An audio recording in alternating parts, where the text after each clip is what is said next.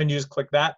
And there's no limit on this as long as you have space. So as soon as I start recording, if I share my screen, it's going to share exactly what you're seeing here. And I'm pretty sure that your cursor will be up there too. I like to turn on the spotlight there so that you can see a little bit better what I'm pointing out. I believe it records the entire session, so I think you have my picture down here from when I've recorded it.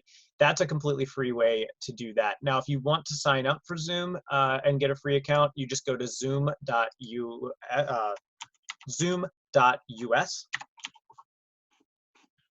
And I know Zoom has been having some difficulties right now with like big meetings, but I've had meetings with my students of about 20, 30 people, and I haven't had any difficulties yet. So this is a really easy way to screencast, record it. When you are done recording, it will automatically send it, and your file will load up, and you'll get a file called like Zoom 0 dot whatever, and it also can give you just the audio. So if you want to record just audio through Zoom, you can do that, and then you just upload that Zoom screencast to YouTube.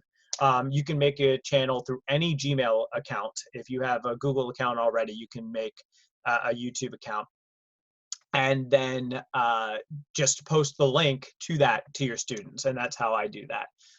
So I think that this is a good thing for everybody to be thinking about right now if you're sharing things. I know a lot of my friends feel like they're sitting through a lot of Zoom meetings that they don't necessarily need to be in. So this is a good way that if somebody needs to demonstrate something really quick and needs to do it in a more efficient way than an email, they can send that out. And then what's cool is if it's on YouTube, people can up and change the pace that the YouTube video is played back on. And then watch that through the little gear on YouTube. I can actually just show you that real quick. I'll bring up, well, that's a fun little image you're getting there. I will bring up one of my old videos real quick to show you this. It's going to be easier if I do videos. So if I bring up this one, and if you go down to settings, if you didn't know you could do this, you can change the playback speed. So I think that this is good. Again, if you are somebody who's switching to having to do more online trainings for your classes, I know, or businesses, I know I've been talking to a few people who have been watching the streams who are in that situation, then this is a cool way to be able to do this quickly, and then people can up the speed if they want. So you can see me at double time here if you want. Let's do it.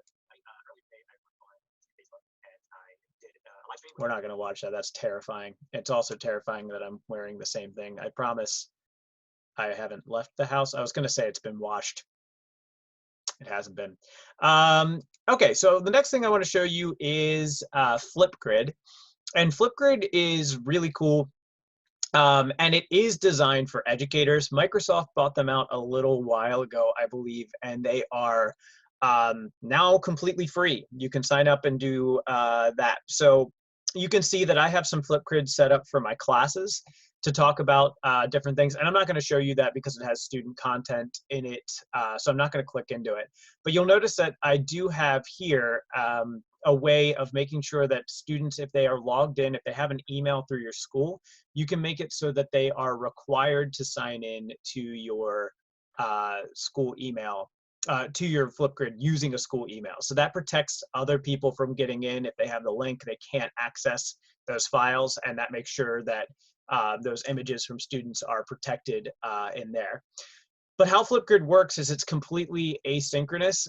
So what that means is I could film a video of myself on FlipGrid, I post it, and then somebody else can reply to that. It's like a discussion board, but with video. And in the very same way that like a Snapchat would work, or I believe TikTok works this way.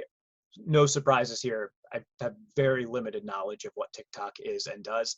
But you upload your video and it goes to the cloud rather than being on your computer. And then people can just respond through that. And it's not just video. You can have them do audio. You can have them do text. There's a lot of different options. So I'll post a link to this up now. I'll just check my chats real quick to see if anybody is in and asking anything. That's the back channel. You don't need that. Nobody's here, but I'll post this in here. This is a really easy improv activity called 5 Things. So even if you've never done 5 Things, it's a super easy thing. What I would ask you to do is name 5 things that impress you. And then you just come up with 5 things off of the top of your head. So I can hit respond. For whatever reason, FlipGrid doesn't like my webcam at the moment, so I usually do this on a phone. So I'm not going to show you my recording yet, but I'll do an example of 5 things that impress me. It's just off the top of your head. It's meant to be something you don't really think about. So what impresses me is running ability, any athletic prowess in general, people who can eat more pancakes than I can, dogs with really, really puffy and fluffy hair, and skydivers. And those would be my 5 things. So I could post this and then go from there. My idea to do 5 things came from Brian Shea, shout out there. He was just doing this with some people with videos on YouTube. So I recommend that you can do fun things like that. And this one is completely open. So when I share this out to everybody, which I'll do now in the chat, if you want to join, you guys can just jump right in and do that. And I'll share it on the description as well. But you can hop in and do that. And then you can respond to other people's and build off of that. And it's fun. Isn't this crazy? You're watching me like 8 times. How terrifying. So that's FlipGrid. So to review, we've talked about ways to screencast. You have Screencastify, which is a Google Chrome browser extension, and it's all done in the cloud. You have Screencast-O-Matic, which I obviously didn't use all that much, but it requires you to download something there, and you can record just portions of your screen if that's interesting to you. In Zoom, you can record your screen in the way that I showed you. You can share your screen, and somewhere around here is my share screen little button. Here he is. And then annotate. And a lot of, when you're screen sharing, you want to try to find a program that lets you put something on your cursor because it's just easier for people to follow that when you go around. Just a little best practice tip. So Zoom is my preferred way of screencasting at the moment. And then we talked about FlipGrid, which is a way to have people give responses and share responses. I'm doing a little fun activity with my kids right now where they can do some pet show and tell on FlipGrid. So it's just some fun ways to build in education what we call a social presence, which is a huge part of learning as well. Now, I'm not going to talk about this next one all that much. I did show you the video that I just put up where I talk about setting up a basic live stream for things, but I'll talk about OBS, which is the Open Broadcaster software. This is definitely advanced. So if you don't want to do this, you can stop this video now and do the other stuff, and that's going to be much more intuitive as you start. But OBS is an open project, and it's completely free to you. And this is just a way to set up screens so that you can live stream more effectively. Or you can just record your screen. One of the things that OBS does for you is record. Now I'm going to go into my tunnel view here. You obviously see all of that because you're seeing my screen being cast right now. And I think my Zoom, oh, is my Zoom window up here? I'm sorry if that's been up here the whole time. That looks terrible. So I'll delete this here. But to set up a basic structure in here, when you first get in here, this is going to be a completely black screen.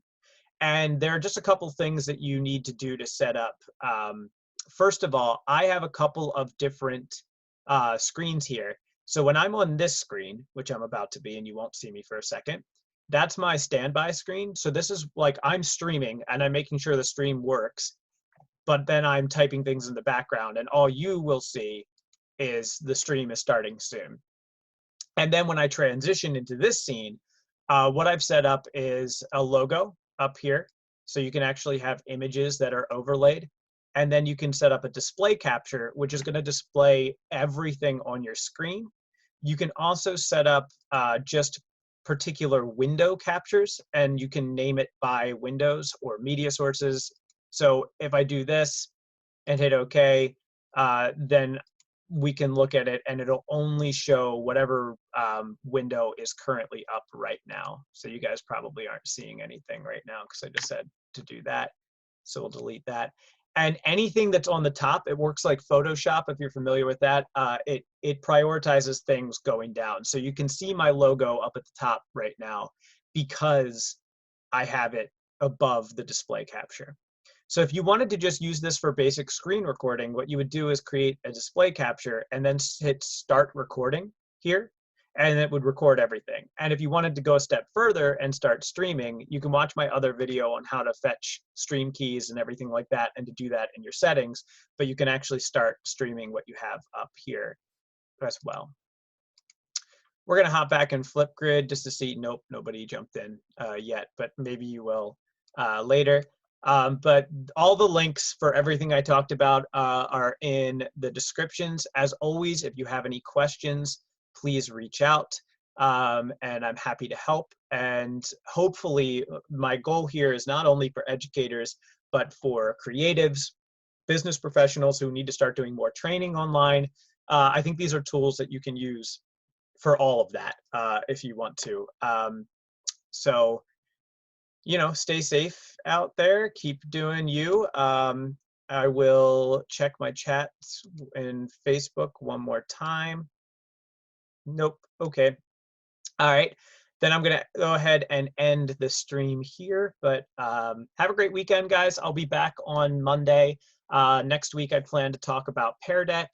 But if you want to collaborate, if you want to join in and you want to talk about something that you are passionate about or care about, and use this as a platform to do that, please do, because we're in this for at least another week, and we'll see where it goes from there. But stay positive, have a wonderful weekend, and again, reach out at dannyhughesvo.com if you have any questions.